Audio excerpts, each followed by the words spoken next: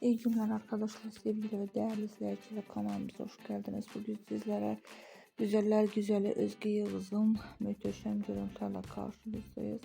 Özge Yıldız'ın yeni görüntülerini umarım beğenirsiniz. Özge Yıldız'la 41 temizliğinin burada yeni paylaşımların devamlı gelmesi istiyorsanız da kanalımıza abone olmayı ve beğeni yapıp bol bol yorum kısmında yazmayı unutmayın. Buyurun videomuzu izlemede kalın.